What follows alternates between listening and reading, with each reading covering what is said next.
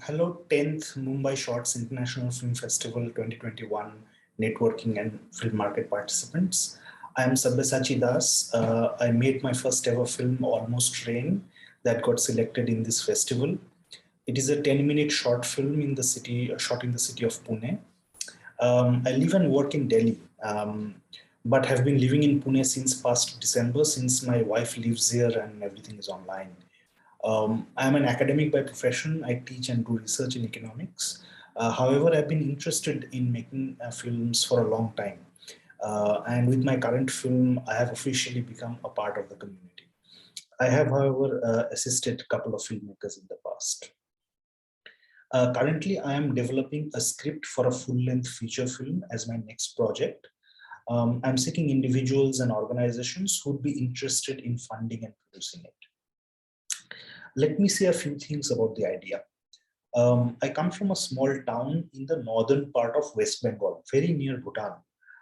The area is surrounded by picturesque tea gardens, protected national forests, and you can see mountains in the horizon. It is an important site for efforts towards conservation of nature as well as its complete destruction. While many individuals there are nature lovers and doing their part to conserve it in many ways, there is also destruction of forests due to illegal tree felling for timber. So basically, two very large global forces are at play and in conflict with each other in a small region. I want to tell a story of the dichotomy and coexistence of these two forces and the ensuing conflict and tension through the people from a small village near my town. Especially the film will have two protagonists, a young woman and a man, who will depict and carry the conflict and tension throughout the film. The place where I come from is incredibly diverse, with people speaking several languages and belonging to diverse religions and cultures, even in a small village, in the same village. I grew up with people speaking Nepali, Sadri, Orao, Rava, along with Bengali and Hindi. There are Buddhist monastery and Gurudwara and a church, along with temples and masjids in my hometown.